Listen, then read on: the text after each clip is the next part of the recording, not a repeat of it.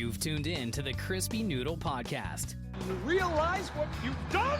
With Rich Liebig. A real gangster plays his cards, right? And Michael Costanzo. What was that you just read? Let us be the Crispy Noodle in your vegetarian salad of life and boring news. Good times, noodle salad. The point is, you now have the ability to be happy. And now, here's Rich and Mike on the Crispy Noodle Podcast. How you guys doing? What's up, everybody? It's time for this week's episode of the Crispy Noodle Podcast. Let us be the Crispy Noodle in your vegetarian salad of life and boring news. We've got sports, we've got entertainment, we've got odd news, all coming your way in this meal for your mind that is the Crispy Noodle Podcast. Thank you guys for joining us along for the ride, the perfect meal for your mind in this hour-long or so podcast. We've got a lot to get to, but before we get to the news at hand, we'd like to do a little personal bit. So, Mikey, how are you doing? How are you handling this past weekend? It's been snowy here in Philadelphia. Ooh, it's been snowy. We were dealing with moving into our new house. Yeah, you had a big weekend. Yep. In the middle of the snowstorm, which was 0 out of 10. Do not recommend moving into a home in the middle of... It snowed pretty much consistently for 36 hours. Yeah, it was really ridiculous. It was 3 inches of snow Saturday, 3 inches of snow Sunday, during the morning, and 3 inches of snow at night on Sunday. It was it just kept coming, right, steadily. It was oh my god, it's never going to end. Yeah, there was multiple shoveling, shifts, if you will. Yep. It was a whole that's weekend. what I did this weekend. It was just shovel. It was just shovel, go inside, shovel, go inside. The only difference for my weekend is that in between the shoveling, I was moving stuff. And it was it was miserable. But other than that, I did watch Frankenstein on Netflix, directed by Guillermo del Toro. I've never read the book. Yeah, I've never read the book, so I don't know how it compares to the original telling of the story. But I think it's interesting in that you get multiple perspectives on the events, and I think that lends a unique sort of angle to the story and the understanding of what it means to be a quote-unquote monster. I think it's going to be one of the big movies that gets nominated for award season. I think it was nominated for a few Golden Globes. It seems like it checks all of the boxes for Academy voters. This has nothing to do with the Dark Universe, right? Because not that that I know of. No, not that I know of. Remember when that was a thing? Did it ever stop becoming a thing, or did they just pretend that? Did they just retcon it? I think they just pretended it never happened. They're just never. They're just ignored it. Psych, never happened. That was funny anyway. Yeah. What a hilarious joke by Mr. Cruz. Yeah, this was not part of that. Okay, at least it didn't feel like it was part of that. It took a very serious approach, a very poetic approach to the subject matter. It was really good. It was a little bit of a longer film, but it definitely holds your interest. I recommend it, especially because I feel like it could get some attention come award season. Yeah, so there you go. Something to keep an eye out for, Frankenstein. Rich, what have you been up to? Let's see. I am watching season 2 of The Pit. So that has been interesting because I'm actually now following the actual episode release schedule. Because remember, I told you guys the Pit is so stressful. I can only watch one episode at a time. Yeah. So now it's perfect because now it's only coming out one episode every Thursday. There you go. So that's perfect for you. But yeah, I'm now right on track. Everything's working beautifully, so I can keep up on the Pit. So been doing that. And yeah, I mean the name of the game this weekend was snow here in Philadelphia. Yeah. This was the first substantial snow that we had in the area in years. Well, I mean, we've had some bouts of snow, but this was the first time that it was substantial, snow, yeah. And it was enough to shut down your weekend. Yeah. Because it was just you don't want to you don't want to risk going out if you don't have to. Right. When it's just a constant stream of snow coming down. Yeah, it's not fun. No, and it's it can be dangerous. So Yes. why not just stay home, Stay home, in. get some hot cocoa, watch something, play a video game. Yeah. We actually stayed in and watched Dr. No. I'm trying to get Rachel into Bond, and I think she's starting to take a liking to Sean Connery. Okay. So that might be my avenue. Well, there's plenty of movies to catch up on. Yes, but I think she's digging the Sean Connery vibe the best. I feel like. Okay. We've watched multiple Bond movies. This is the first Bond that she's kind of gravitated towards. Yeah, and she's like, "Oh, does he have any other ones?" I'm like, "Oh, well, come this way." You're like, let me tell you. Yeah, come this way. She picked one of the guys that has the most Bond films, which is good for you. He's got 6 official and then the unofficial one. So, I don't care. So you got. I mean, that's yeah, still you got a pretty good one. Yeah. Yeah. So At only least 6. Roger Moore has more. Really? Roger Moore has more. Roger Moore has more. Yeah. Oof. That's a lot. But yeah, so that was what we decided to do. Nice. Because we couldn't. Other than the shoveling, that sounds nice. Yeah, you couldn't. The only thing you could do was shovel and stay home. You didn't want to risk travel unless you absolutely had to. So yeah, it was a lot of shoveling, and it felt like it felt like you just had constant shifts. Yep. Yeah. So it was, and we're about to get more. Yeah, we're to those in the area listening. Yeah, here's your weather report. Buckle up. Yeah. We're supposed to get another bout of snow for the weekend as well. So fun. 2 weekends shot. Sorry. Welcome to 2026. You're not having a life. You thought you were going to party hardy? Nope. Stay inside. Take up crocheting and cooking or something. I don't know what else to tell you. There's nothing wrong with that. Yeah, but that's it. That's all you're doing. That's how I wish I could spend my weekends. Yeah. All right, so there you go. That's our personal bit, what we've been up to. But there was significant sports news. So let's get into the first batch of topics in the Sports Sampler. It's time for the Sports Sampler. So you're not good at sports. It's a very small part of life. Sports. In your face. That's right. Sports Sampler now activated. All football, but we do have to start with college football. Sorry, Mike.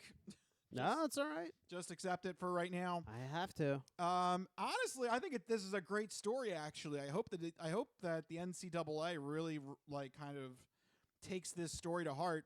As the Indiana Hoosiers beat the Miami Hurricanes 27-21 in the National College Football Championship final. This is a great story for Indiana because usually when you think Indiana, you think basketball. You think of the Hoosiers movie. This is a basketball type college, and within 2 seasons, Kurt Signetti, the head coach, has transformed it now into football mania at Indiana, and they cap it off with a perfect 16-0 undefeated season. I mean, it's an amazing turnaround. And it could be it should be a sign to NCAA that you kind of want to have everybody in it. You want to have parity. You want to have teams that they may go through a slump, and then they hire the right person, and within 2 years they're in the thick of things. They got an undefeated season all of a sudden. It almost sounds like you're advocating for Chip Kelly's system again. Get every team in it. I mean, I don't think it's that bad of an idea, but no. That's another, That's another topic. Right, that's another the topic. Super League. Yeah. That's another topic. But I think this is a fantastic story. I hope more people learn about it. I hope that this is something that NCAA wants to recreate. Instead of just relying on some of these frickin' They'll crush it so that the Ohio State or one of the other big schools wins. Well, the worst case scenario actually for this story would be, I think, if Kurt Signetti goes to the NFL, which he's going to be wanted. I mean, he literally led Indiana from no name to undefeated 16-0 season. I mean, that's instantly going to catapult you into job consideration for the NFL. Do you think he bails after just 2 seasons? I mean, the NFL, that's where you get. I mean, he's getting a good salary with Indiana, but the NFL is really where you turn into household name recognition. Yeah, that's where you make your legacy. Yeah. Yeah. I mean, right now we've got our team sniffing with. I bet. Oh yeah. Yeah. And right now, we've got 8 head coaching offerings because we were at 10, which we'll get into in just a little bit. Yeah. But there have been 2 head coaches that have been hired so far. Yeah. So there's still 8 out there. Plenty of teams looking still. Yeah. And maybe they're waiting for a situation like this where they, can pick from the college coaches. Well, and then this is what I told you about at dinner. We were talking about this at dinner.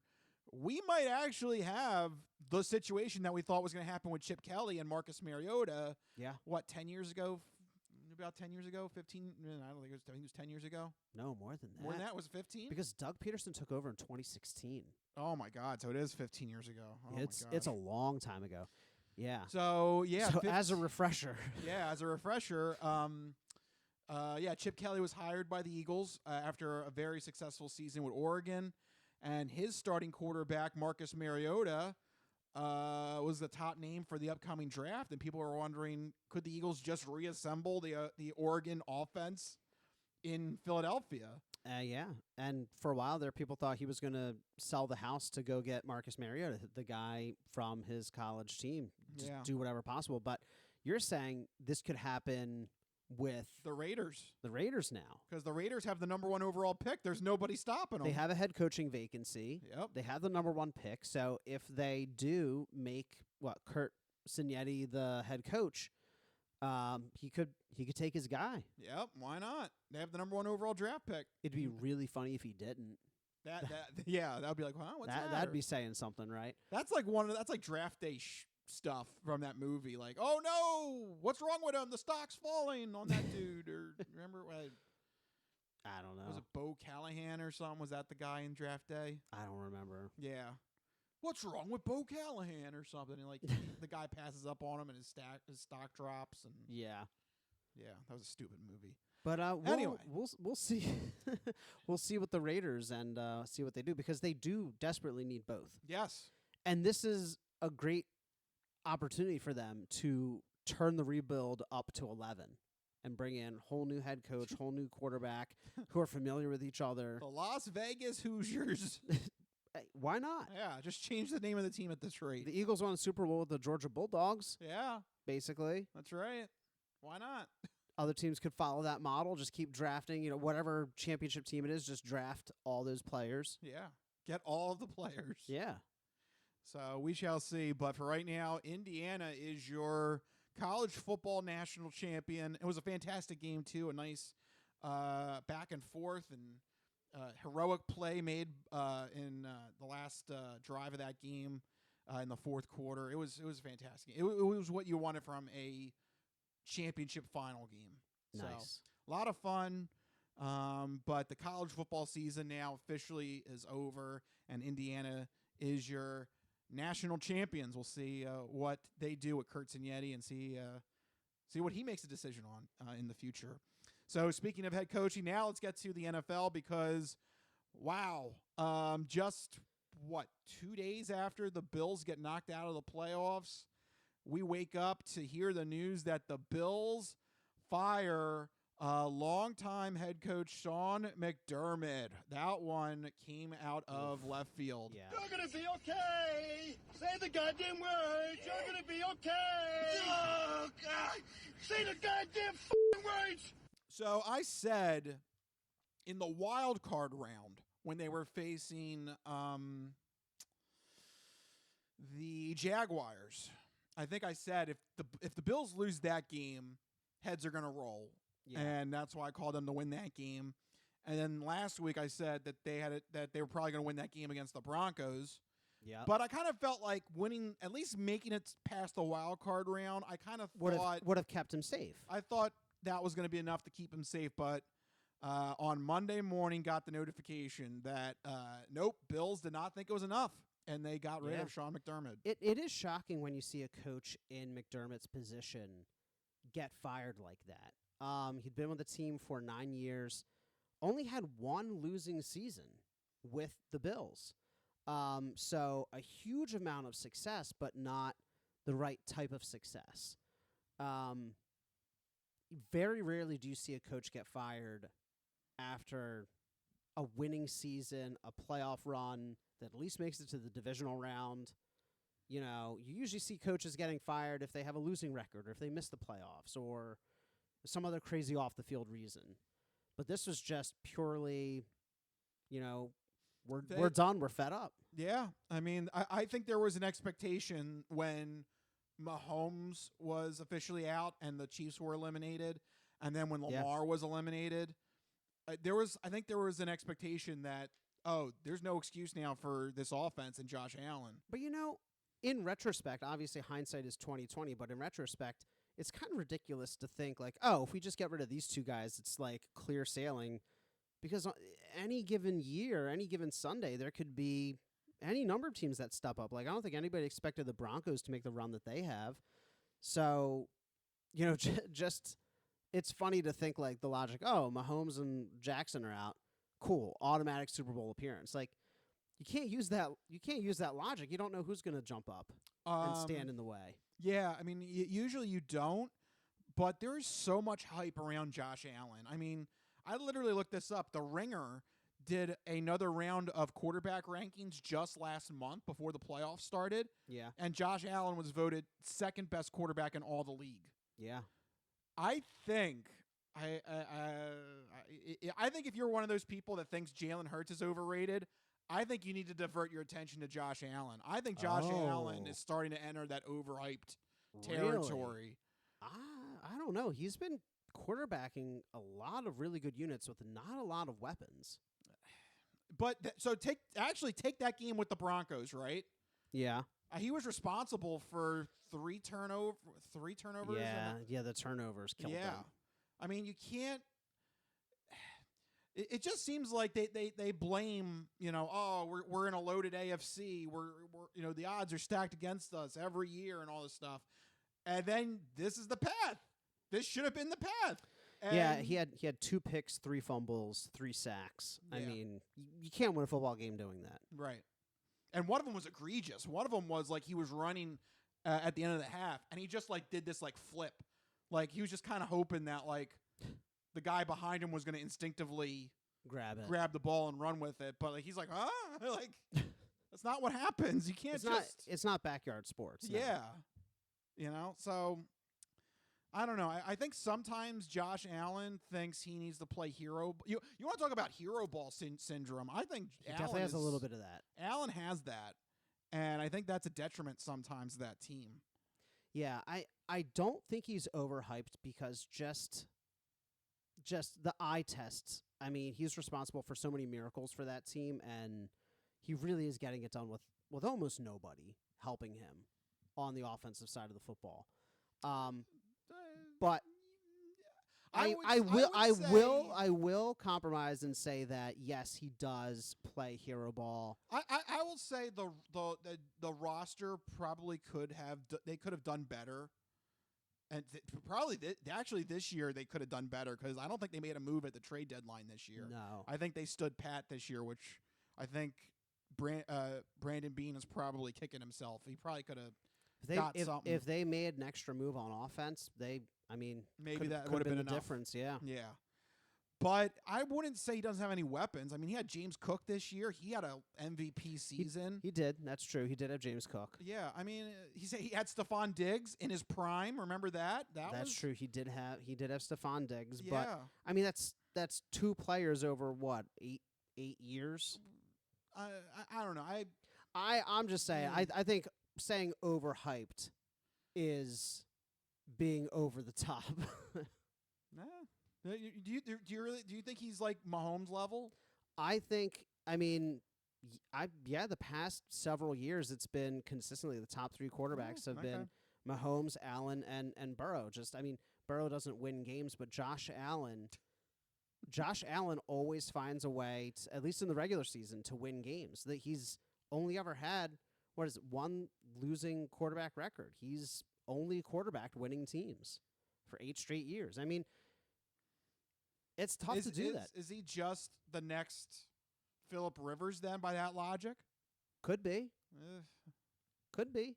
And I mean, at the end of the day, it's how do you weigh championships versus regular season wins? Because regular season, I mean, Josh Allen's got to be top 5. If you're building a team, Josh Allen is an easy pick if he's there. You know, if you're creating like a dream team. Yeah, dream fantasy draft. But if you're going strictly based on championships, I mean, then that's a tougher conversation. But not a lot of quarterbacks are even in that conversation. So, Well, we're going to get a new one, unless it's Stafford, because the other 3 quarterbacks remaining are all haven't won a Super Bowl. So, yeah. unless it's Stafford, we're going to get a new name holding the Lombardi Trophy in just a couple weeks' time. Before we get to futures, though, let's go back to coaching because there was more coaching news, and this affects us here in the NFC East. John Harbaugh agrees to a 5-year deal with the New York Giants. First reactions to that development? The Giants they're going to be something to be reckoned with, I think. Yeah, I think so. John Harbaugh brings, I mean, a lot of experience. He's a no-nonsense coach. He has a proven track record. You know that he can build a defense and run a defense. But also New York is in that position where, you know, he's going to help strengthen that defense, and the offense is also kind of on the upswing with what's his name? I can't remember his name. Jackson Dart, and Scatterbo, and so they have kind of the building blocks in place. Neighbors. Yeah, Malik Neighbors. Yeah, so Yeah. they have the building blocks in place. That scares me. I kind of feel like that could be the missing piece. The other part of it, though, is that the Giants were not healthy last year. They kept getting banged up and had injuries throughout the year. Yeah, Jackson Dart was in and out. They lost Scatterbo. Scatterbo's only going to last 3. He's only going to last 2 or 3 years. The way he runs, he's going to be done soon. Yeah. But I think next year, you know, we'll still see some growing pains and some transition, but in the near future, during the span of that 5-year contract, New York is going to become a more formidable opponent. Yep. Yeah.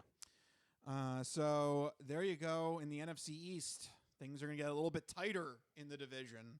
That's exactly what we need.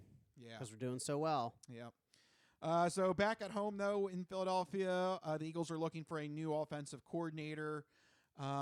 There's been rumors between Dable. Unfortunately, Mike McDaniel, the former Miami head coach, was seen as a top candidate, but now, just literally before we started recording, it seems that he's going to join Jim Harbaugh over in L.A.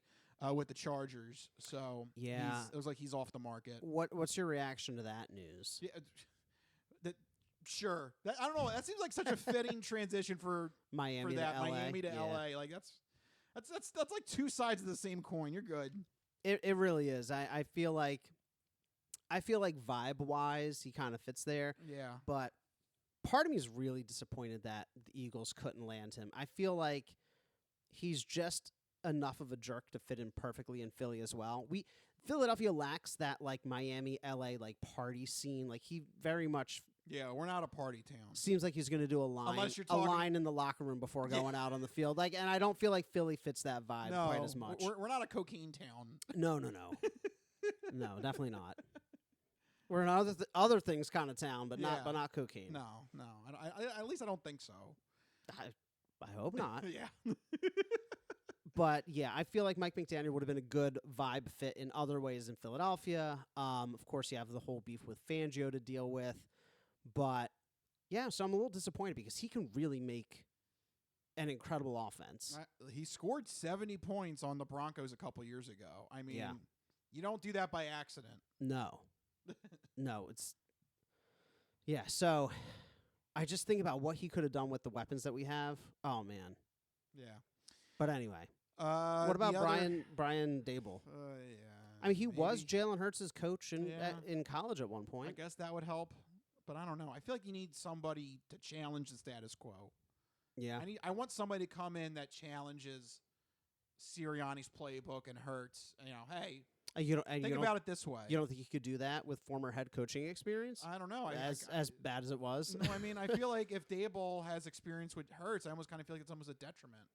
Yeah, like he'll maybe defer and be like, whatever Hurts wants or whatever Hurts is good at. I want someone from the outside to come in and challenge everybody. So I don't know. It's been proven twice that Sirianni's offense only works with outside perspectives, Yeah. like Steichen and Kellen Moore. When you bring a guy who is an offensive disciple or somebody who knows Hurts personally, it ends badly.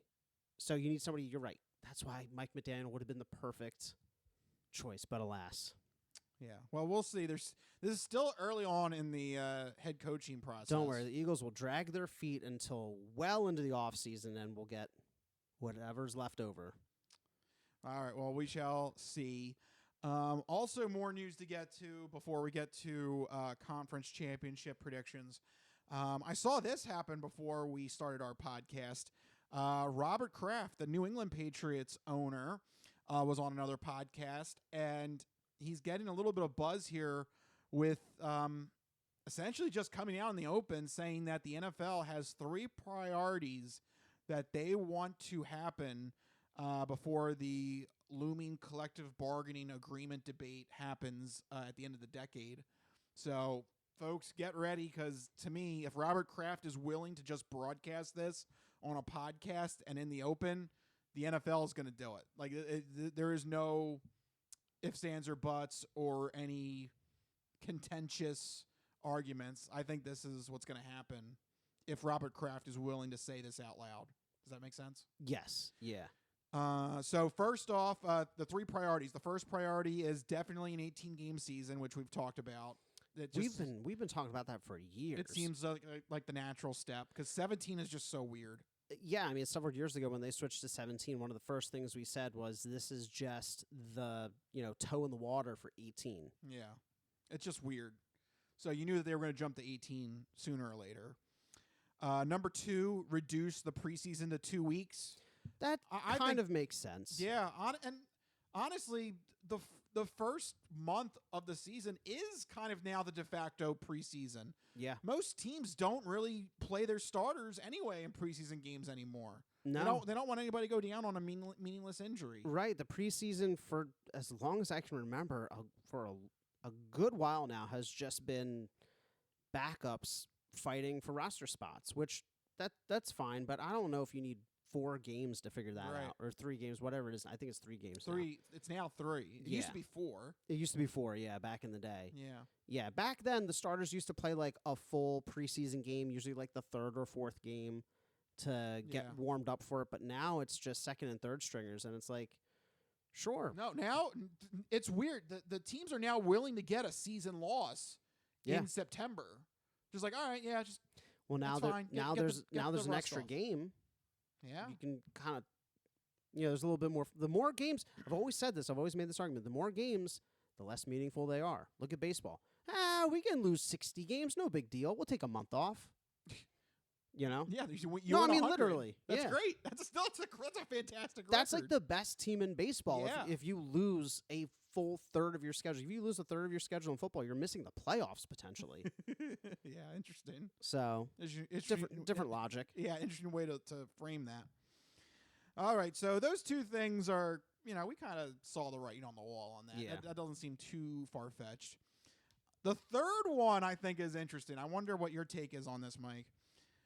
Robert Kraft said the third priority is that all teams are going to play at least 1 game overseas each season. I don't know. That's interesting. I don't know about that one. That sucks. So it's fair, but it sucks. It's fair because, it sucks to have a team have to travel overseas and then come back and, the other team is just like chilling at home kind of situation. That's going to be a lot of overseas games, though. It's a logistical nightmare. Yeah, and a logistical nightmare, yeah. You have to figure out how to schedule 16 games, I guess, right? And all have to be different opponents. Yeah. So you can't just blindly choose 16 games throughout the season. Right. They all have to match the matrix of checking off a box. I will say, though, it's going to be incredibly difficult, and for a number of reasons, logistical, player, health-wise, like these things, it's going to be a wear and tear on them to travel for games like that. But I also kind of have been seeing this becoming a priority for them if you look at it in the context of the NFL wanting to globalize more. There's that push for flag football in the Olympics in 2028. And the best way to get other countries familiar with American football is to play American football there. So if you're trying to gear up to have football have a huge global presence by 2028, this is how you do it. In the past few years alone, they've played in London for a while now, but just last year they expanded to, Brazil, Germany, Mexico. I mean, Canada's right there. Buffalo could play a game in Canada easy. Yeah, did they? Yeah, they used to, yeah. So, Canada and Mexico are easy enough. It's just across the border for some teams. London is a staple. Germany, they've been going to Germany. Brazil's a new one. So now, actually, funny you mentioned that. Does that actually give some teams an advantage? Think about the Jaguars, who are always used to playing in London. For a while, they always got the London game. Potentially. The Bills are used to playing in Canada. They used to play, just hop over the border, and they used to have a Toronto game. Potentially. I mean, it will be more of a home crowd feel for certain teams. For example, London, it is a Jaguars city. Yeah, because they play there a lot. I've been to London. They are all Jags fans because that's the only NFL team they saw consistently. So it does kind of give some teams a weird home field advantage just in terms of crowd presence and crowd noise. So yeah, it could be an interesting little strategic wrinkle as well. What's our international game? Is it a city that's favorable to us kind of situation? Yeah. So there you go. All the teams are going to be logistically really all the teams, complicated. At some point in the season, all teams must play one game overseas. That's going to be a logistical nightmare. Good luck with that, scheduling crew. We'll see. Did you know I saw a feature on this? The documentary crew is the scheduling crew in the documentary. That's what I meant to say. The actual NFL scheduling crew is like a man and a woman. They're like a married couple. For some reason, that sounds very believable. Yeah, this is just a multi-billion-dollar sports operation, and it's just Bob and Marge. Here it's you just go. two people hanging out. They're just making the schedule over biscuits and coffee. Yeah, they're just cool. Yeah, here we go. And why not? They get the feed from the stadiums because that's how that's really what drives them because they try not to schedule concerts and things that are happening at the stadiums. Yeah. So it's they have that, and then they have what the NFL wants, and they do everything by pen and paper. It's what? This is $1 billion organization. I mean, what happens when one of them goes? Yeah, they're gonna have to come up with something. Is there no redundancy? Are they not training anybody? It's just Bob and Marge or whoever they are. Yeah, as of right now. Yeah, that seems like a risky system. What happens when Bob decides he's had enough and he wants to retire? Yeah, is that their full-time job or is this a side gig? Is this a hobby? No, I think it's their full-time job. Is that something that can fill an entire year? It's probably tax season where they have a busy season. Yeah. Probably right now is their busy time because they're scheduling next season. Yeah. And they're probably getting the information from all the venues right now. Yeah, they're contacting venues and they're trying to stay abreast of any changes and what concerts are coming into town. Yeah. Places like Philadelphia, it's are we going to have a stadium there? With all the changes that they want to make. Yeah, so it's funny. It was a little 10-minute documentary on the NFL Network. Yeah, interesting. It was just this is it. You would think it would be some sort of mainframe computer and boop, boop, boop, boop, type in that stuff. You see the production value of the draft, right? So you figure it's gonna be some huge thing, and no, it's just two little old biddies at their kitchen counter. Yeah. What'd you say, Marge? What was that? What happens if they spill a cup of coffee on their handwritten notes? Oh no, we got to start all over. Then all of a sudden the Eagles are playing in Antarctica. There's no opponent. Well, I feel sorry for them with this requirement if that comes to fruition. They're going to have to factor that in their formula. It's tough. They're giving them an extra regular season game, international games to deal with. They're going to have to expand to a third person. They're going to have to bring in a third and an extra ream of paper. It's going to be a thruple. Hello. Oh boy. Oh. That's pretty scandalous for the NFL. They need help. More ways than one. Oh, God. Yeah. Well, good luck to them. Yes. So there you go. What a way to end that topic. But we got to end it there because we do got to get to our official predictions. This is it. We are down to the nitty gritty.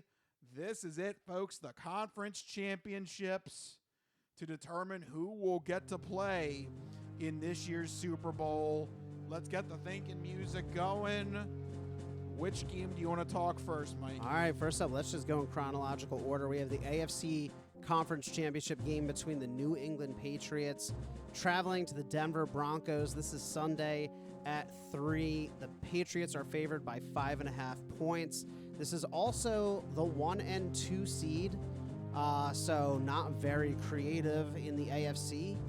But, Rich, how do you see this one shaking out? Two very young, very inexperienced playoff teams. Yes, but there's more inexperience on one side of the ball here. The Broncos are literally going to their backup quarterback here. I mean, that ankle injury to Bo Nix might have sunk this team. I mean, they were already having their hands full handling the Bills in that divisional game, and they probably should have lost that game. That went down to the wire. That could have went either direction. And now they got to run with Jared Stidham. That does not really instill confidence, in my opinion, of the outlook on this game. Whereas the Patriots, Drake May looks decent. It looks like he's handling the pressure pretty well. And that defense on Vrabel, I mean, he's got them running at a high quality right now. Yeah, I like the Patriots in this matchup. And to be honest with you, I wouldn't be afraid of going with the point spread either. I think they could win by a touchdown. Five and a half is the line.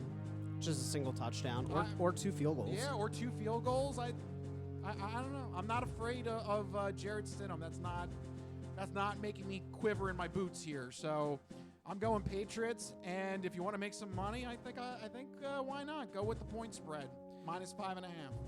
Yeah, this is a heartbreaker for Denver. Yeah. It's not their fault, but just bad luck. The talking heads are trying to be like, this is going to be like Nick Foles in 2017. I don't think so at all. Nick Foles had multiple weeks to get ready for a championship game. They had multiple regular season weeks to get ready, and then the first few playoff games. And remember, if all you Philly fans can cast your memory back that far, it was not pretty. Like, initially, Nick Foles struggled until basically the championship game, and then he's like, oh, wait, I could just light up opponents. And it was like a switch flipped. But for those first, what was it? He played 3 regular season games. Yeah. And then the 2 playoff games before the NFC Championship. It was rough. It was rough going. They completely changed the offense. That's when they installed the RPO offense. Yeah. I just don't see that happening in a week's time. It's plain and simple. I just don't see it. Nick Foles had also had previous starting experience. Yeah, Jared Stidham, the last time he started was when he debuted for the Raiders. So, yeah, I mean, they're going to rely on their defense to try and take down the Patriots, but the Patriots also very tough defensively. So I just don't see Stidham being able to trade blows with Drake May. Would you go with a point spread too? -5.5? Your argument is very compelling. It's only a touchdown, and with a backup quarterback, it's just a huge question mark. It could go one way or the other, but I feel like with the bright lights, it's probably not going to go the, unexpected, super performance. I think it's going to go exactly as we expect with a backup quarterback. Yep. So, yeah, I mean, take the point spread. Yeah, there you go. Betting advice for Mikey. Well, this one might be a little tougher to call on the point spread because it's much tighter. The NFC Championship game is also a division rivalry game. It is a battle in the NFC West between the LA Rams and the Seattle Seahawks. This is Sunday at 6:30. The line is currently Seahawks 2.5. Yeah. What do you think? This one's much tighter. It is. Yeah, I think you got to go Seahawks. I think the home field advantage is big here. The Seahawks, 12th man. Yeah, and the Seahawks defense is just brutal to face off against. I don't know if Stafford's going to be able to put together a good offensive showing. I mean, he might be able to, but he better get the ball out fast because that front line is relentless. Back-to-back meetings with the 49ers, no touchdowns. Yeah. That's impressive. The 49ers, I know, have had injuries, but they're not a pushover team either. And they were able to keep Brock Purdy to no touchdowns in 2 separate games where the 49ers were trying to win both of those games. So that Seahawks defense definitely frightens me if I was on the opposing side of that. So then at that point, it's just, can Sam Darnold manage this game to a win? And I think he can. I think this is kind of what he's been building up towards. The man has 28 wins in the last 2 seasons. The redemption story is amazing. Yeah. But you don't even have to rely on that. I mean, just go back and look at these teams. You talk about defense, and I agree about the Seahawks defense. Before the 2 San Francisco games, they also held the Panthers to 10.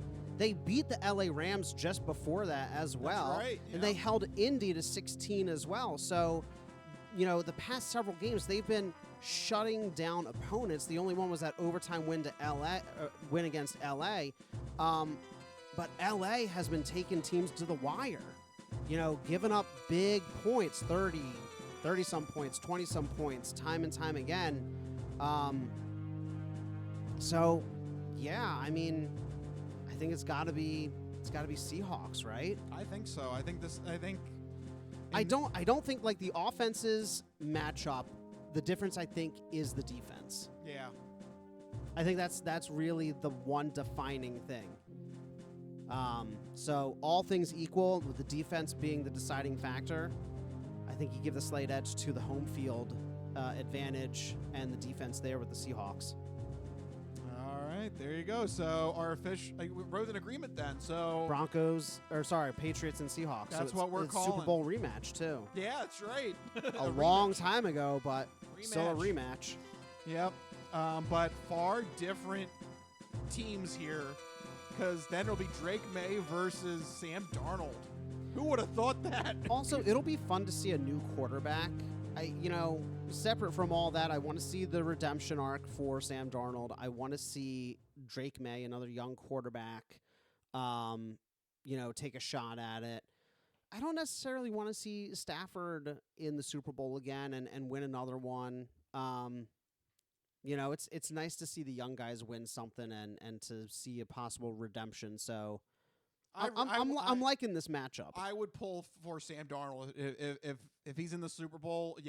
Yeah, that would be a great story. And just screw you to the Jets. And it could be a very interesting Super Bowl with 2 very tough defensive-minded teams. It'll be, it could be a grueling one, but I think it could be a fun one as well. Also, don't forget the Patriots would also be a redemption story for Vrabel. Screw you to the Titans. You had me for those couple seasons. Yeah, I mean, just for the storylines, I think it's better. Yeah, and I know everybody's like, but what about Stidham? I don't care. Yeah, who? Right. Nobody remembered him 3 weeks ago. Nobody knew who he was. It's not the same as 2017. Yeah, I don't think so. I think it's too soon or too late in the season. Yeah. To have the injury happen. That's rough. Yeah. It's just bad luck. You can't get a backup ready in 1 week to play the second biggest game of your franchise's season. Yeah. So there you go, folks. Our official prediction: Patriots at Seahawks. Would you take the point spread -2.5? I think so. I think that's fair too. Yeah, man, I don't know. It's a field goal. It's a field goal. Yeah, I would take that. So there you go. Point spread does not affect us. We're going Patriots. Yeah, Seahawks. I mean it should be a close one. The Rams and the Seahawks game. Yeah. But there you go. Those are our official predictions. We'll let you know next week if we're right. We'll either celebrate in making money or eat crow with our picks. Whoops. We'll see. We'll see. I don't know. But for right now, that'll wrap up the sports sampler. But do not go anywhere. We still got much more shows to come. We got the entertainment entree and the non-fortune cookie odd news when we return. This is the Crispy Noodle Podcast. We'll be right back.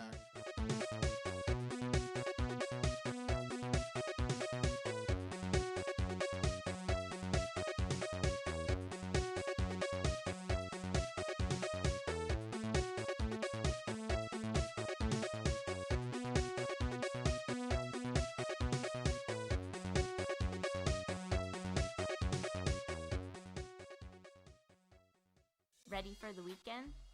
Happy Friday. Hi, my name's Marie, and I'm an artist who's been making Happy Friday doodles every week for over 7 years. And now you can own my art collection in this Volume 1 and Volume 2 art series. These doodles span across multiple themes, yearly festivities, various countries, languages, and more. Both coffee table books have something for everyone and are the perfect conversation starter or gift for a friend. Really, anyone who enjoys a good weekend. Available on Amazon, Ingram, BookBaby, Barnes & Noble, and more. Visit happyfridaydoodles.com/books and get your copies today. Let's celebrate the best day of the week. Happy Friday.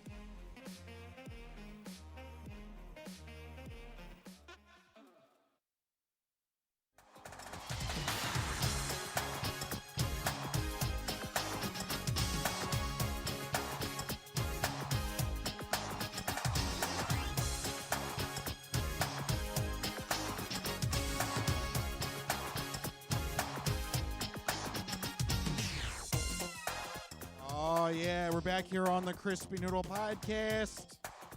We are done the sports sampler.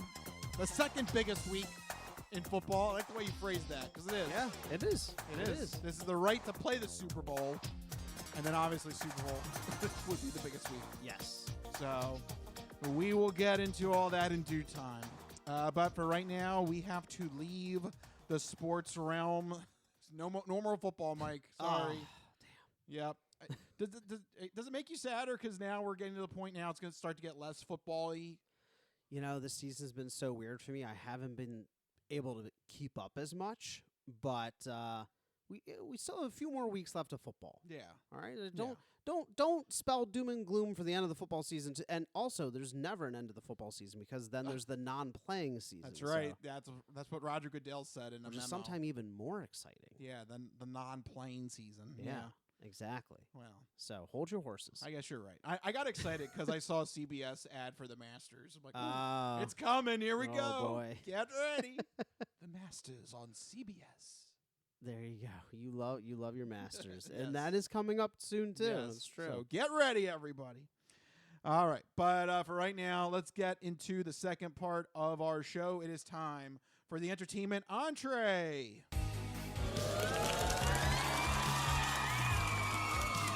This is the entertainment entree, featuring news in movies. The Simpson guy writes to movies. Dear Die Hard, you rock. Especially when that guy was on the roof. Music. What is that?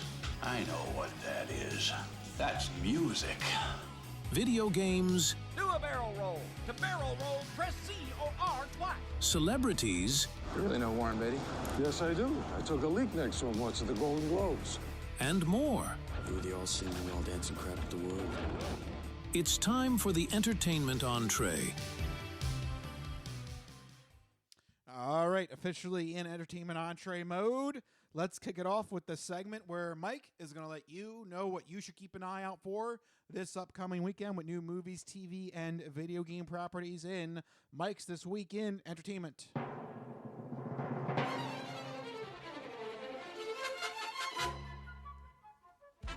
All right, Mikey, what do you got for the people? Well, this is a really quick, short one in TV. Mel Brooks, the 99-year-old man, is premiering on HBO and HBO Max. This is a two-part documentary series on the comedy legend Mel Brooks, of course. I was amazed when I saw the title of the documentary because, you know, sometimes you forget that Mel Brooks is 99 years old. Yeah. He's been around. He's timeless in my mind. I've been watching his movies for decades now. You know, and he still finds time to do Spaceballs 2. Spaceballs 2, The Search for More Money. Yeah. Yeah. So I'll definitely be checking out this new documentary. I hope that he can find a few more years in him to give us at least another movie or two. But, yeah, Mel Brooks, the 99-year-old man. That's all I got for you. That's what we're looking forward to this week in entertainment. All right. So I guess from Mikey's point of view, it's a catch-up weekend. You better use the snow this week to catch up here in Philadelphia. Yeah, that's what I'm going to try. If I can get my TV and couch set up, it's video games and TV shows for me. All right. Well, something that you might need in order to catch up on those properties is streaming services. Oh, boy. And we have an update here on the latest for Warner Brothers Discovery. What is it, Mike? Well, the latest with Warner Brothers Discovery is Netflix is attempting to sweeten their deal to Warner Brothers Discovery in order to fend off the constant attacks from Paramount. Netflix has amended the deal to become an all-cash offer. Oh. I'd buy that for $1. Or several billion. Yes, whatever works. Yeah, so all cash offer for the entire company, Warner Brothers Discovery, all of their different bits and bobs. They're also going to be giving Warner Brothers movies 45-day theater exclusivity, which is a big thing for a streamer to say, yeah, fine, movie theaters can have it for 45 days. Typically, they don't like to show anything in theaters. They don't want to go through the hassle of distribution, but they're going to make that compromise as well. Netflix CEO says the deal is, quote, pro-consumer, pro-innovation, pro-worker, pro-creator, and pro-growth. Pro-everything. Rich, how pro is this new sweetened deal? Are you getting tired of this freaking story yet? Because I sure am. Well, so it's a two-part question. Well, I don't believe it's pro everything as the CEO says. Definitely not. But in terms of the lesser of two evils, yes, because I think Paramount Plus taking Warner Brothers Discovery would be far worse. If that happens, Netflix is on the ropes, and then we really could be looking at only 3 or 4 options for entertainment and streaming, which at that rate we're basically a monopoly. That's not good. Yeah.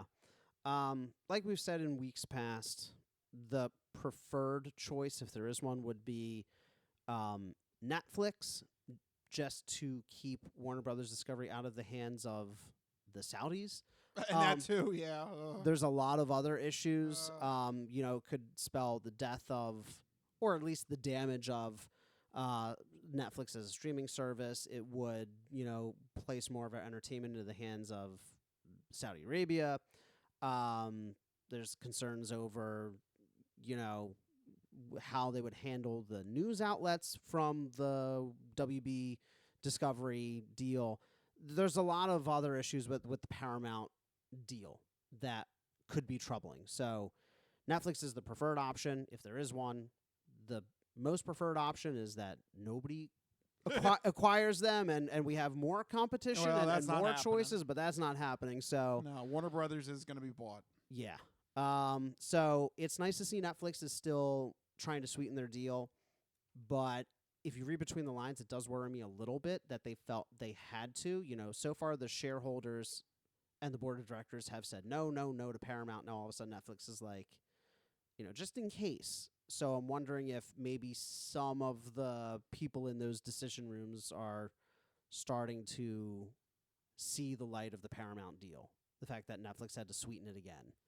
I bet you Paramount is still actively trying to find ways to counter. Yes. We said last week that they just issued a lawsuit for the financials of the deal. Might be another reason why Netflix said, hey, all cash. Yeah. Because then there's no question. There's no lawsuit. They're like, it's all cash. There's no details. Stop thinking about it. Yeah, stop thinking about it. Well, it's weird because Warner Brothers was like, we're going with Netflix. And Paramount's like, are you sure? And then Warner Brothers was like, yes. And then Paramount went, are you sure? Like, is that your final answer? Yeah, right. 1 groom, 2 grooms. It's very much radical. Oh, my medication. But it's a little embarrassing for Paramount, right, to be shot down this many times this publicly. It does reek of desperation. It does, right? But at the same time, like it's a big get. Right. And it would also effectively cut out another competitor. Right. You know? So, like, I get it from, like, a business angle. Like, that would be so advantageous if you could not only get a huge property, but also knock out an enemy at the same time. But, man, Paramount Plus does not have a lot of, like, positive public appeal. And this is just damaging it further. Not to mention their app absolutely sucks. And you can quote me on that, Paramount. So I hope, just from that perspective, that Netflix gets this, because Paramount Plus absolutely is just atrocious. I hate it so much. It's so bad. There's some apps where the UI is just almost unusable. It's like Peacock and Paramount. I'm saying that publicly. They're both trash. Hate them. Get better UI developers. No, really, though. There you go. Anyway. Mike, that's Mikey's official take. You don't have an app that absolutely just frustrates you to no end? I don't know. Like you go to watch a show. In terms of streaming? You click the button and you're like, oh, God, why do they do it like that? For me, it's always Paramount and Peacock. They're just terrible. Yeah, I don't know. I guess I don't know. I don't know. I think I'm kind of fine with the ones I have. I guess I don't have those two, so I don't know. Yeah, that could be it. Yeah. Whoops. Sorry. I had to put a hard stop on streaming. I can only afford so many. Sorry. I did not, because I got 2 old parents that are like, how am I going to watch Star Trek? I'm like, all right. Yeah. Rose here you go. Rose is a big Star Trek fan. How can I watch Picard? Maybe don't. But yeah, sorry, Picard's dead. Just assume he's dead. Oh God. Anyway, so there you go. That's the few quick updates in the world of entertainment. All right, there you go. So with that, let's move on to our third and final portion of the show, the non-fortune cookie odd news. Snack time! Oh no, what have you done? What is the charge? Eating a meal? A succulent Chinese meal? Oh, Howard, excuse me, but your wife's cookies are out of this world. Who told you you can eat my cookies? You've opened up the non-fortune cookie odd news. Holy shnikes. Manda basata. I don't make this stuff up. No, go past this part. In fact, never play this again. I'll take a pound of nuts. That's a lot of nuts! That'll be $4, baby! You want fries with that? And you, sir, are you waiting to receive my limp penis? Oh, it's Hoagie Fest. Let me pull over to this asteroid. What? This is the non-fortune cookie odd news. Oh, these cookies! Put that cookie down now! What does Rich have in store for us? So sit back, get everything you need to get from the kitchen. Be sure to empty the bladders, go to the bathroom, because you're in for a hell of a ride. All right, there you go. All right, it's time for the non-fortune cookie odd news here in this segment. Rich researches the news, he reads the news, and I react to the news. He finds a weird and wacky story, keeps it hidden from me, which ensures that all of my reactions are my genuine gut reactions to hearing this story for the very first time.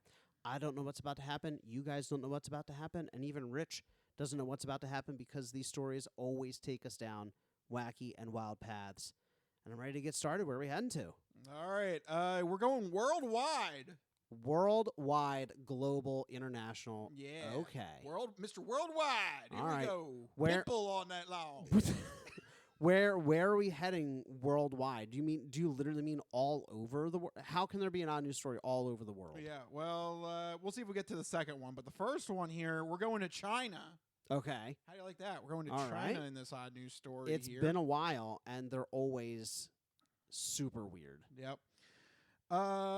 In this story, a man in China is suing a place where he worked because he said he was fired from his position because the employer's boss said he took too long during his bathroom breaks. There was a bit of a nastiness last night, yes? Some very extreme nastiness, yes? Yes. So, oh man, yeah. What do you think is the acceptable limit for being in the bathroom at work? How do you like that for a question you think you'd be asked tonight? Listen, if I were in a situation where I had to, I'm in the dark here. pass judgment on something like that, I don't know what people's personal issues are. They might have a health complication, whatever. As long as it's not like a significant, like a quarter of the workday. Like, take the time that you need. If you're having issues, whatever, everybody's been there. So I would be generous as long as the work is getting done, because I'm not gonna micromanage your time, because I don't have the time to micromanage your time. You know what I mean? Like, is the work getting done? Cool. Go crap for an hour. I don't care. Like, just do it. Get the report done. Whatever it is. You know, like, what's that? You're bringing your Nintendo Switch into the bathroom? Sure. As long as the PowerPoint is finished by the end of the day. Oh, so he's fully camped out in the bathroom then. What I'm saying is, as long as the work is done, do the work from the bathroom. I don't care. I don't care what's going on in there. Mike, you make the sound. I mean, you make it sound like the guy's got like a backpack for just the bathroom. He grabs the bag. Well, I'm going to the bathroom. It's like, why are you bringing a bag lunch and a backpack? I need my entertainment. You just see like the legs of a desk under the stall. And you're it's like, is he typing? But to answer your question simply is, I'm not going to micromanage that as long as they don't just disappear for the rest of the day. Like, do what you got to do, but get the work done. But I assume that this story is probably something ridiculous like 37 seconds. All right. Well, in this story, we're going to talk about John Lee from the Jiangsu province. Okay. He was working as an engineer in eastern China. According to the South China Morning Post, he was fired because his employer said that he took 14 toilet breaks, all of them which were at least an hour. Whoa! Wait. What? Wait, hold on. Wait, is this in one day? No, this is throughout. Oh. This is out through a month of employment. Okay. 14 different toilet breaks. I thought you meant in one day. No. That also doesn't make sense mathematically. But that's why I was so shocked. I was like, whoa. I was like, hold on. No. Okay, maybe I'm in the minority here. I don't think that's the worst ever. Well, guess what? What? To add the cherry on top for you. Oh, boy. Okay. There was also a 15th toilet break.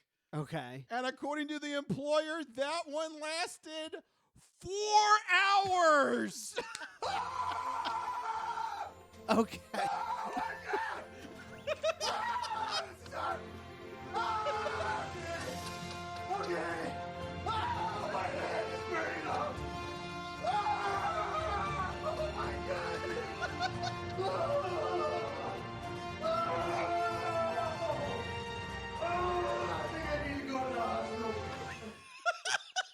I mean, if you're in there for 4 hours, you should go to the hospital. I've always kept that sound clip just in the back, just hidden.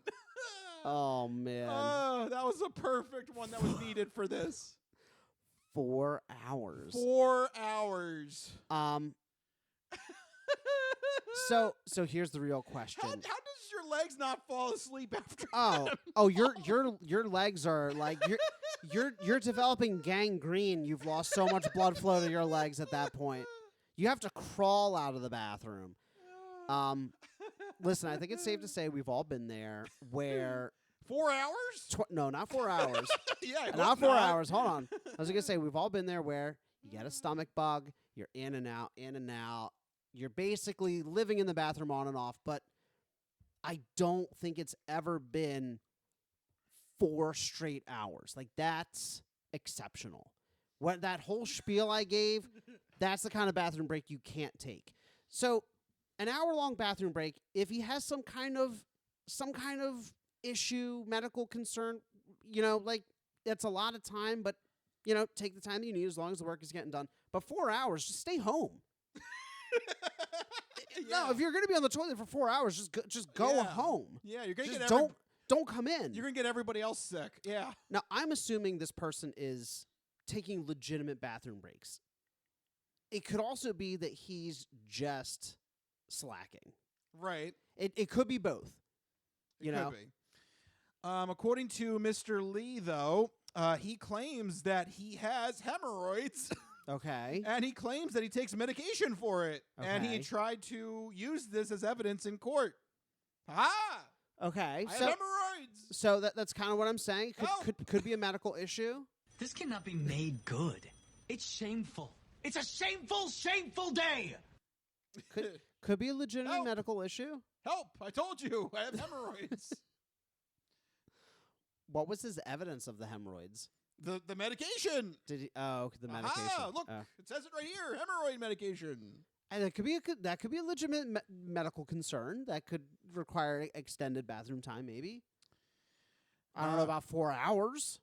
Well, are you ready for what the court ruled? I can't believe this went to court. Yes. Yeah. What did the court say? Oh yeah. This full blown went to court, and there was already a decision made. According to the court, though, Mr. Lee did not notify the company when he was first hired about his medical condition, nor did he ever apply for any sort of sick leave in advance. So the court ruled that, quote, Mr. Lee's time spent in the toilet greatly exceeded physical needs. That's in their decision. Man. Greatly exceeded physical. That's bad. This cannot be made good. It's shameful. It's a shameful, shameful day. That's bad when you have a court saying something like that to you. Man, that is rough. Greatly exceeded physical needs. Yes, that's what it says in the final decision. Man, that's rough. So, unfortunately for Mr. Lee, he did not get any money from this. So that's a shame.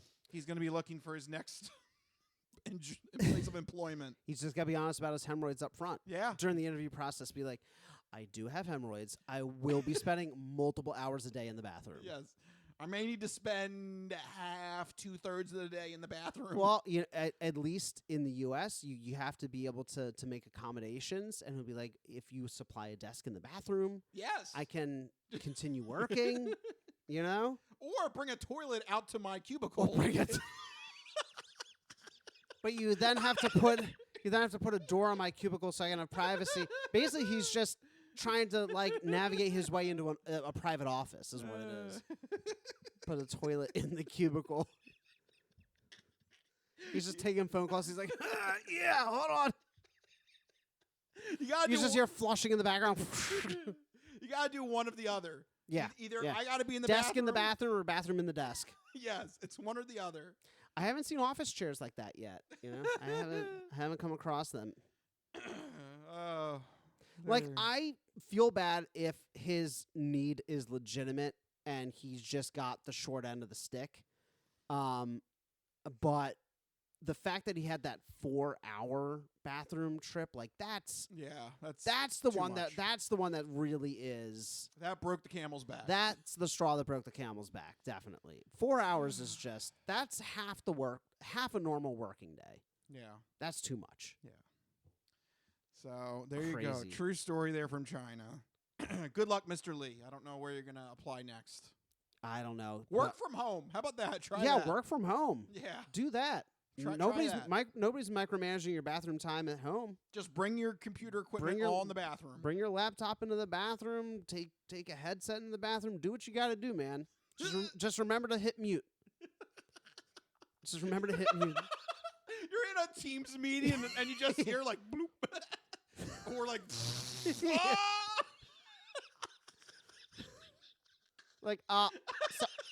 sorry. Did you have something? Did you have something to say? Oh no, sorry. I was off mute. Crazy. My asshole had something to say. Does that have its own square in the team's chat? It's like Bob's butt. Oh God, Bob's butt just never mutes himself. Oh my God. As long as his camera's off. Oh yeah, you don't want the camera on for that one. No, that's not good. Oh man. Okay. I've seen some crazy teams chats, man. You ain't seen the ones that from would China. that would really take it though. That would really take the cake. Wait till you see the ones from China. Oh boy. Mr. Lee here. All right, and I got one more story. I think we can fit this in. Yeah. All right, in this one, we're going to Sweden. Oh, Sweden. I don't think we've ever been to Sweden. Yeah, I don't think so in the odd news. Or maybe I have because I have this sound clip. I'm going to Disneyland, Disneyland, Disneyland. Come and go to Disneyland, all you people living in Sweden. So we must have at some point. At some point, yes. Sweden. So. Crazy Gary Busey. So what's happening in Sweden? All right. China and Sweden. We're going all over the place. Right, I told you, this is worldwide. Mr. Worldwide here. All right. In Sweden, we've got a very interesting story happening, and those darn bastards, it involves the Russians. This cannot be made good. It's shameful. It's a shameful, shameful day. Those bastards. Okay, so now we're in 3 different countries. This is fascinating. Yep. That is because, according to the local newspaper, Sweden Metro, they have filed a story in which nuns that worked at the St. Elizabeth Monastery were found to all be secret Russian spies. This cannot be made good. It's shameful. It's a shameful, shameful day. Ain't nobody got time for that. The whole monastery was just spies? Yes. How did they let that happen? So they were undercover under the guise of doing charity work for the church. But did the monastery have... So everybody at the monastery was a spy? All the nuns. Oh, all the nuns. All I guess the there nuns. were other people at the monastery who weren't nuns. But okay. the nuns but themselves. the nuns specifically. Sorry, Got it. secret Soviet spies. She's not a Christian! No. No, she's not, literally. That is the correct She's response. a secret agent. Nope. So it was reported that these nuns that were working in the Narva diocese of the Estonian Orthodox Church said that they were from the Patriarchate from Moscow and that they were sent by the church. So I guess that's how, if they had like some sort of Russian... I'm so confused about whatever that sentence was because yes, there were a lot of... This is an Estonian order in Sweden with Russian nuns. Correct. On an American podcast. Okay. Got it. Yes, that is all correct. All right. I'm in the dark here. I truly am. Yes. I was like, he's just throwing out countries. He's just picking countries out of the hat. Yeah. So an Estonian order in Sweden with Russian nuns. Right. All right. So they used the term that they were from the Moscow Patriarchate. This is completely fictional. There no such thing exists. Okay.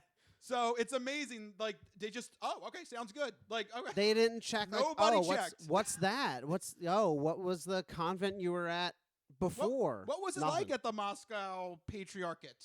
What Yeah. what even is that Patriarchate? Yeah. I've never. I guess that's some sort of thing. Fake order or fake location. It's a religion thing. Yeah.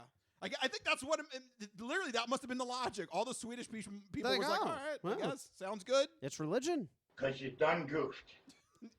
And I know who it's coming from because I backtraced it. Nobody backtraced it. No, it took them forever. Yeah, somebody needed to backtrace it. No background check, no nothing. Yeah. They just took their word. Cool. Yeah. Great. The Moscow Patriarchate. Sounds good. Consequences will never be the same. Because you done goofed. So following, so it must have been some time later. Then they had an official investigation, and it was all found out. Their residence permits were then revoked from the church. Makes sense. Those that were named included the vice president Abbess Katerina Chayanokova. Love it. And the head nun Elvira Univalia Koroleva. Damn Russian names. Right there, I would have just stopped. No, you guys can't come. This is rough. All Okay. right? There's the flip. Yeah. These are really heavy Russian names, all right? I'm trying my best here. You're doing the Lord's work. Thank you. Thank you, my child. Corvellia. Coruscant. Corvellia. Corellia was the planet in Star Fox. Were they from there? Maybe. Can't let you do that, Star Fox. We're just swapping in video game terms. It's like, oh yes, the abbess Andrew Ryan from Corellia. I'm from Corellia, the 7th planet of the Lilat system. Yes. Can't let you do that, Star Fox. You know, the nuns could have probably said something like that, and the Swedish people would have been like, "Yeah, sounds good. legit." Is it that much different than Moscow Patriarchate? I'm Abbess Sonic the Hedgehog. All right, so there you go. Those were the two in charge. Abbess, I'll try it again. Abbess Katerina Chayanokova. Okay, that one sounded pretty good. That's the second in command, and then the head nun. Here we go. Yulvenalia Elvira Koroleva. Her nickname was Mother. Oh. That's nice. She's not a Christian! That's way easier. Her given name is like 400 syllables, and it's like Joe. Well, there you go, Mother. Mother. That's what it is. Everyone couldn't say her name, so they're just like, all right, Mother. Just call her Mom. We're good. Yeah. Be like, Ma. Yeah. So, all right. So anyway, here's what they really did that was against. Yeah, what were they actually doing in terms of like spy stuff? Yeah, because I mean, they didn't really gather intelligence. They're just working at a church. I feel like that's like not a good place to be a spy at. Right. So here's what they did do that is egregious. Okay. Get ready. We haven't even gotten to the weird part yet. Okay. They raised funds that said that they were going to go to those that were in need in Ukraine, but instead the nuns took the money themselves, went out onto the dark market, and purchased strike drones, Starlink equipment, and military gear for the Russians. There was a bit of a nastiness last night, yes? Some very extreme nastiness, yes? Yes. It would have been way easier to set up like a fake GoFundMe. At this rate? Yeah. Instead of installing fake nuns inside of another country's. Also, a fourth country entered the chat. Yes. With Ukraine. Yeah, they claimed that the money was going to Ukraine. This really is an international story. Yes. It's an Estonian, so it's Russian spies as part of an Estonian order in Sweden, raising fake money for Ukraine, and instead buying black market gear from the U.S. Correct. Wow. There you go. Globalism. You nailed it right on the head, Derek. Beautiful. That's the modern world at work for you. Watch the cogs of the machine turn. Yeah. So there you go. They were found out and they were deported from Sweden. Well, there you go. So there you go. That is quite an elaborate scam. They couldn't have just scammed money out of people like from home. Yeah, why did what are all those Russian spy bot networks doing? Why did they have to go to Sweden? Like, yeah, did they like make some sort of like calculation that like this was somebody's like cockamamie scheme? They just wanted to see if it worked. Well, they're like, we're gonna get nuns, and Putin's like, I'm about to execute you. You better start selling this. You better start pitching better. They're gonna go to Sweden. Yeah, how did Sweden get picked? I have no idea. We just really like Ghost. That's what it is. They just wanted to be. They just wanted to be at the epicenter of heavy metal. Yeah. which they for like some the reason scene. Sweden. Yeah, it is. There's a lot of good music in Sweden. But they couldn't they have just like stolen money like through normal hacking and scams? No. Like, wouldn't that have been so? No, That's not clever enough. That wouldn't have been as fun. Yes, this was a fun little caper for all the women. It's a fun little caper. I feel like that's what it is. I feel like it's some like KGB agents like vanity project. Yeah. They're like, I'm telling you, the undercover nuns are going to pay off eventually. Look, I heard from Gary Busey they're going to have a fun time in Sweden. They have Disneyland there somehow. I don't know. I'm going to Disneyland, Disneyland, Disneyland. Come and go to Disneyland, all you people living in Sweden. It's going to be a fun time.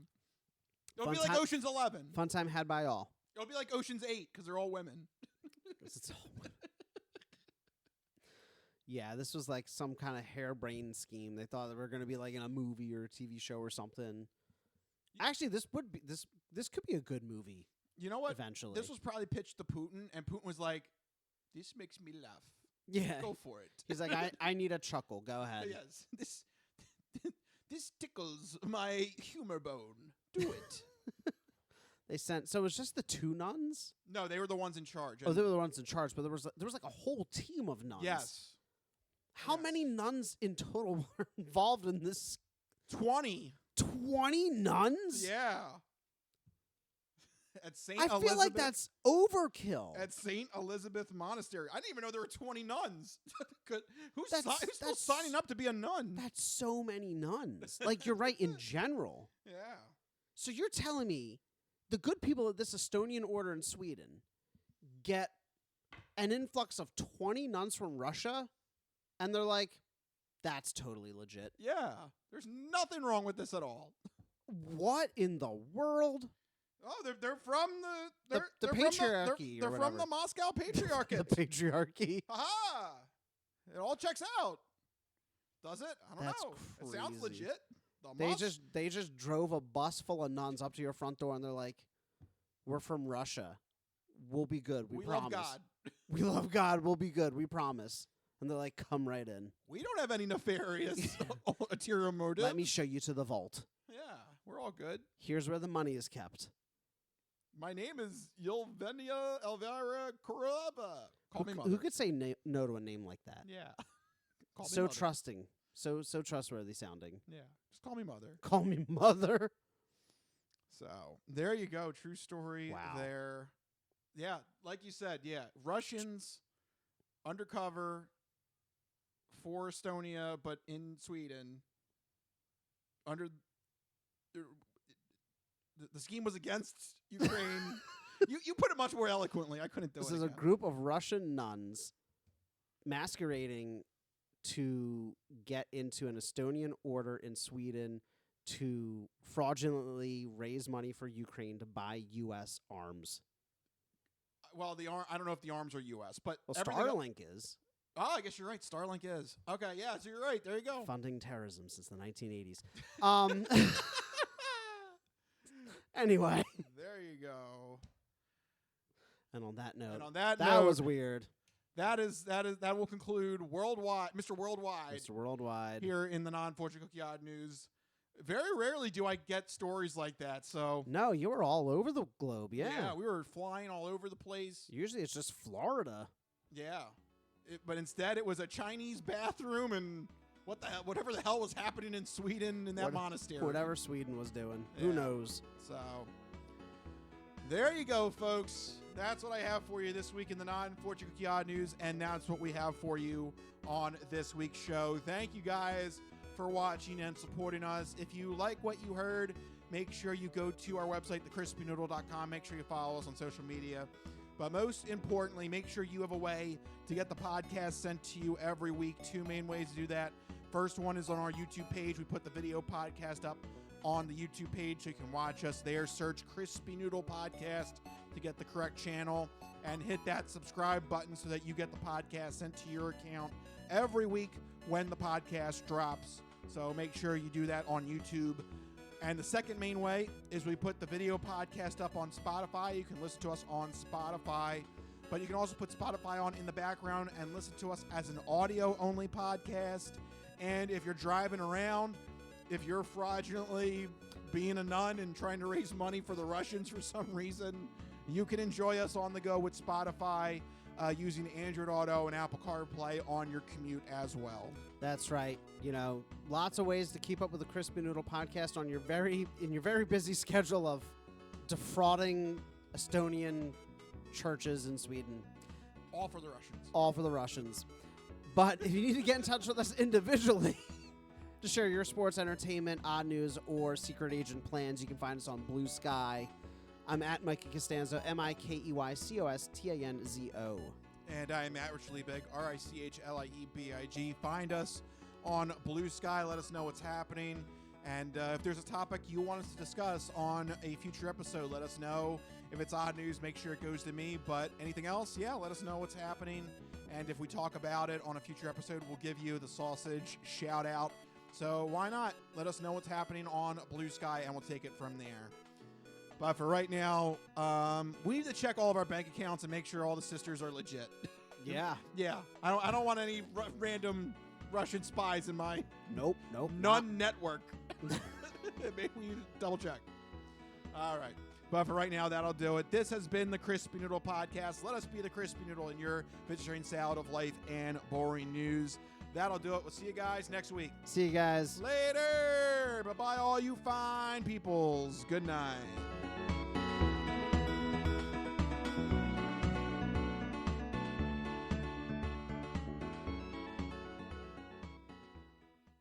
Some of us have great stories, pretty stories that take place at lakes with boats and friends and noodle salad. A lot of people, that's their story. Good times, noodle salad.